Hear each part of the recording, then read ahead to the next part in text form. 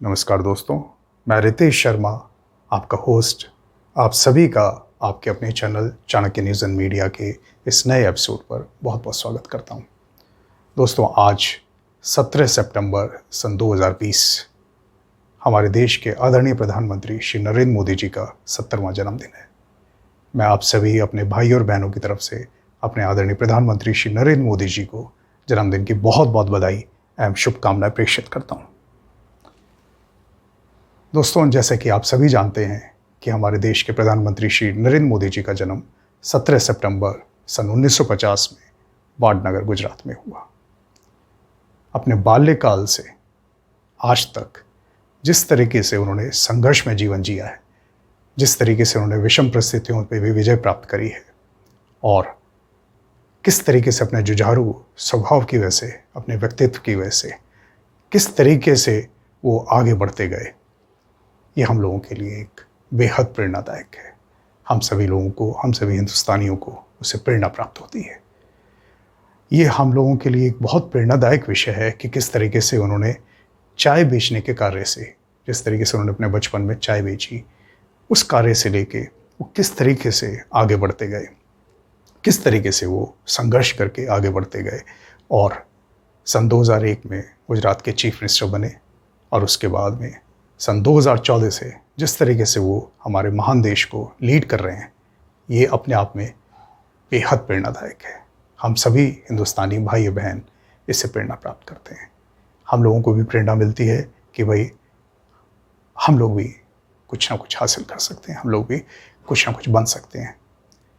तो मैं ऐसे संघर्षमय व्यक्तित्व और जुझारू व्यक्तित्व के स्वामी श्री नरेंद्र मोदी जी को जन्मदिन की एक बार फिर से बहुत बहुत बधाई देता हूँ और नमन करता हूँ।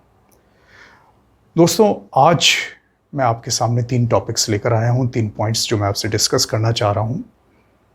हमारे देश के सामने इस टाइम 3 बड़ी समस्याएं, विकट समस्याएं खड़ी हुई हैं।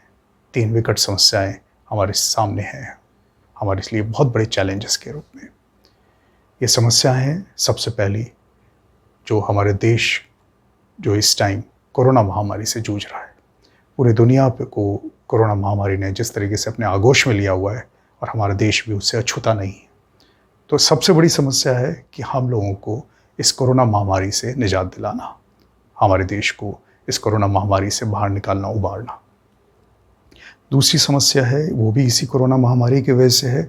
पूरी दुनिया की इकॉनमी जिस तरीके से इस टाइम शैटर्ड है, पूरी दुनिया की अर्थव्यवस्था जिस तरीके से बिल्कुल चौपट है, ऐसी विषम परिस्थिति में हमारे देश की अर्थव्यवस्था को संभालना, उबारना और अर्थव्यवस्था को वापस पटरी पे लेकर आना, ये दूसरा हमारे लिए विकट समस्या है। दूसरी समस्या है, ये एक तरीके से चैलेंज भी है हम लोगों के लिए।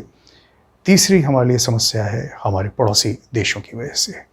जिस तरीके से हमारे पड़ोसी चाइना और पाकिस्तान हमारे देश के प्रति अपनी बदनीयती की वजह से जिस तरीके से साजिशें रचते रहे हैं और आज की परिस्थितियों में जिस तरीके से हमारा चाइना के साथ विवाद चल रहा है बॉर्डर पे, जिस तरीके से चाइना ने परिस्थितियां जो डेवलप करी हुई हैं, जिस तरीके से परिस्थितियां बना रखी हैं हमारे युद्ध की, इन विषम परिस्थितियों में हमारे देश को इस युद्ध जैसी परिस्थितियों से बाहर निकालना और एक तरीके से हमारे देश के सभी हितों का ध्यान रखकर हमें विजयी रूप में हमारे देश को विजयी रूप में हमारे देश को इन समस्याओं से निजात दिलाना।